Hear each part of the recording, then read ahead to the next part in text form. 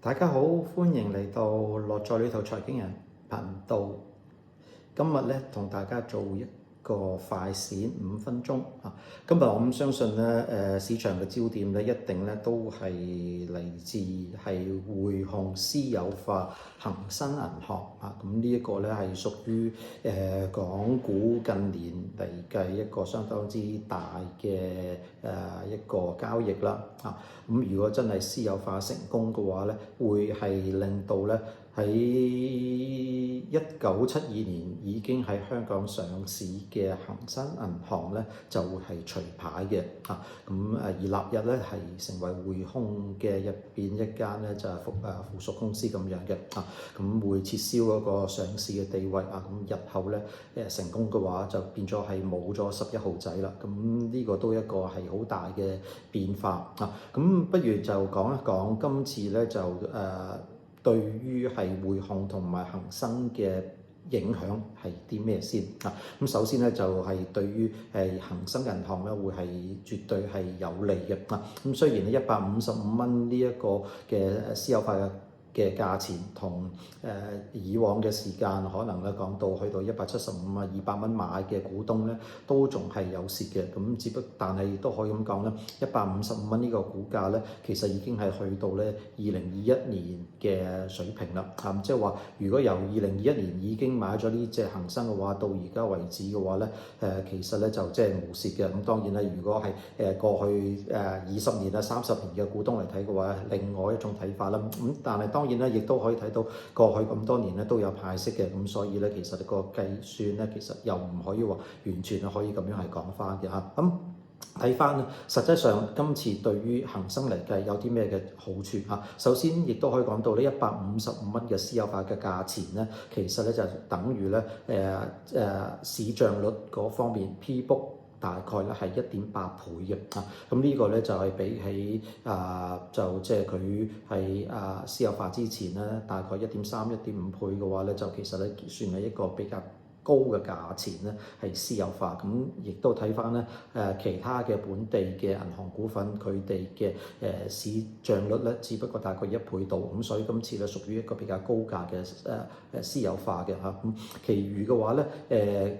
亦都講到咧。第3次嘅股息咧，佢照樣會係派嘅嚇，咁都唔會影響佢嗰個第3個季度個股息個影響嘅。咁日後嚟計嘅話咧，就拼埋再入去匯控嘅話咧，應該咧就會係簡化咗佢哋嗰個架構啦，會係為恒生同埋為匯控咧都係帶嚟嗰個架構性嗰個協同個效應喺度啊，減少咗咧就係即係成本嗰方面嚇，亦都係對於係恒生過去嗰幾年嘅表現咧，大家都知道咧業績顯示到佢哋嘅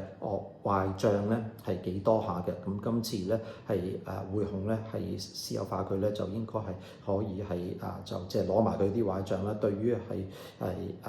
恒生嚟睇嘅話，都係屬於係有利嘅。至於匯控嚟睇相當之不幸啦，變咗係一個負擔出咗嚟啊。咁有啲咩嘅不利咧，就喺股價度反映咗出嚟，跌咗差唔多7%咁多啊，落到去咧跌穿咗10天、20天，去到50天線嘅位置102個半咧，先至暫時有個支持喺度。有啲咩嘅大幅咁樣下跌嘅原因咧，就話一嚟咧就係以個高價嚟收購啦嚇。咁第二嘅話咧，就係要動用到大概1061億元嘅呢個港元嘅成本喺度啊，咁呢個咧亦都令到咧佢哋嗰個CET1即係咩嚟嘅咧？就係話咧係普通股嘅1級嘅資本比率咧係下降咗125個基點嘅嚇，咁呢一個咧就係令到佢未來嗰3季咧係唔可以有回購。大家知道啦，匯控咧基本上都係攞過去嗰幾年咧都係靠回購咧支撐個股價咧不斷咧就創作幾年嘅高位嚇。咁但係而家咧就係話未來嗰3年咧都唔可以回購嘅話咧，就會係對於匯控嘅股價咧會造成一定嗰個支持同埋影響嘅嚇。咁兩隻股份嘅基本個分析咧就咁多啦。咁如果睇翻個股價走勢嚟睇嘅話咧，恒生咧已經係去到咧係私有化嘅價錢150蚊、155蚊呢啲位置嘅。如果係高過155蚊呢啲位置嘅話咧，都可以支持大家嚟沽咗佢先嚇，因為私有化嘅價錢都係155蚊，即係佢亦都話咗唔會提價嘅，咁所以有機會去到155蚊樓上咧。頭先試過168蚊，咁但係相信日後嘅話都唔係咁容易咧，係突破到155蚊呢啲位置啦。咁如果想提早係套現嘅話咧，咁都可以咧，就即係唔需要等到係真係私有化通過咗，機會相當之大嘅，可以沽咗先嘅嚇。咁至於係匯控嘅投資者嚟睇嘅話，就要小心啲嚇。由於咧冇咗